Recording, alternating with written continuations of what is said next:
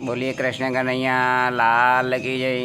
આજના શુભ દિને તમામ શ્રોતાજનોને મારા હૃદય ભાવપૂર્વક જય શ્રી કૃષ્ણ. ઈસુ ભગવાન જ્યારે એ જીવન જીવવાનો સંદેશો જ્યારે આપતા હતા, જ્યારે પ્રભુવાણી એ સંભળાવતા હતા, ત્યારે એ ઘણી વખત દૃષ્ટાંત આપતા હતા અને દૃષ્ટાંત દ્વારા સમજાવતા હતા કે એક ખેડૂત હતો. એ ખેડૂત પોતે એ ખેતરની અંદર બાજરીના બી વાવવા માટે, એટલે કે બાજરી વાવવા માટે એ પોતે એ ખેતરની અંદર ગયો હતો. ખેતર ખેડ્યું હતું અને એની અંદર બીજ વાવતો હતો. એટલે બીજ વાવતે વાવતે કેટલાક બીજ એ રસ્તા ઉપર પડ્યા. એટલે રસ્તા ઉપર પડેલા જે બીજ હતા બાજરીના, એ કબૂતર આવી અને એ ચણી ગયા. જ્યારે બીજા બીજ એ ખડકાળ જમીનની અંદર પડ્યા, એટલે કે કઠણ જમીનની અંદર પડ્યા. એટલે એ બીજ ઊંઘ્યા જ નહીં. જ્યારે થોડા બીજ એ જે ઝાંખરા હતા એ ઝાંખરાની અંદર પડ્યા.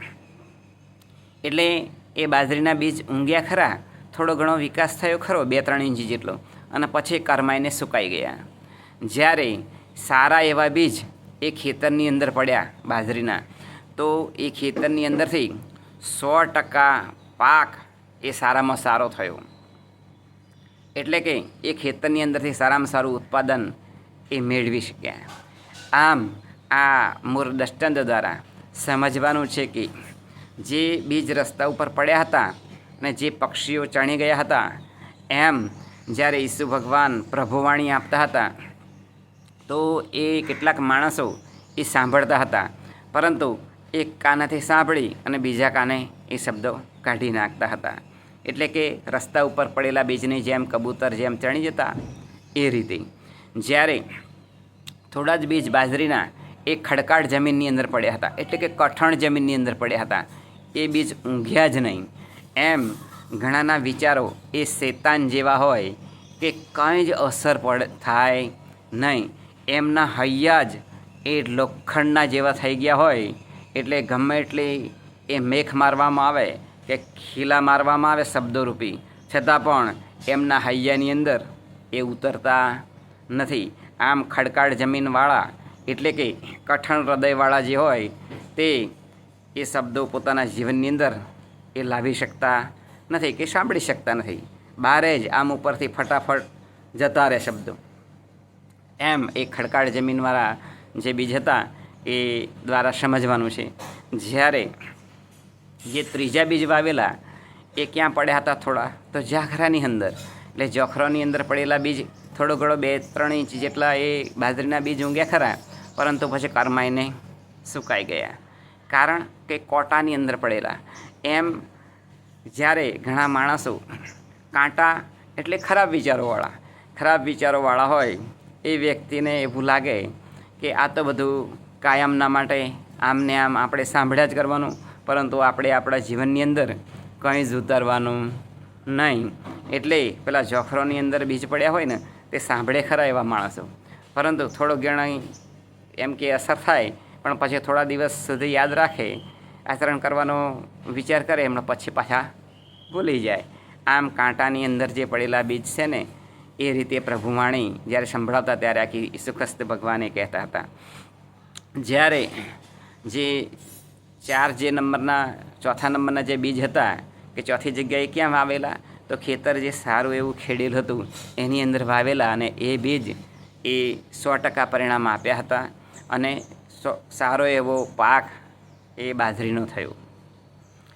એટલે એવા જે માણસો હોય એ પોતાના જીવનની અંદર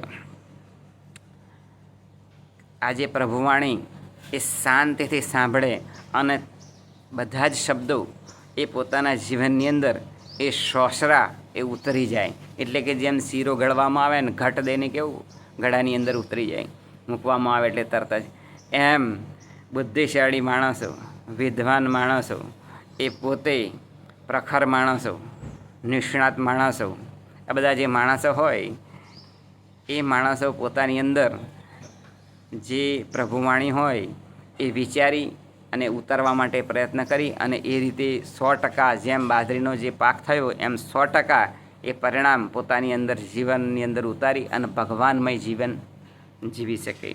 માટે આવી રીતે જો પ્રભુવાણી સાંભળવામાં આવે, પોતાના જીવનની અંદર ઉતારવામાં આવે તો એ પોતે એ ભગવાન જેવો એ પોતે બની જતા હોય છે.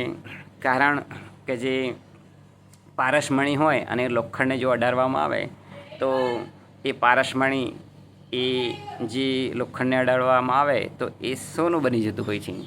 એમ સંતોનો જે ગુરુવર્યનો જે પ્રખર વિદ્વાનોનો જે પ્રભુવાણી છે એ પ્રભુવાણીની અંદર અંતરની અંદર ઉતારવા માટે પ્રયત્ન કરીએ, એનું મનન કરીએ, એનો વિચાર કરીએ તો પ્રભુમય જીવન આપણે બધા જ જીવી શકીએ.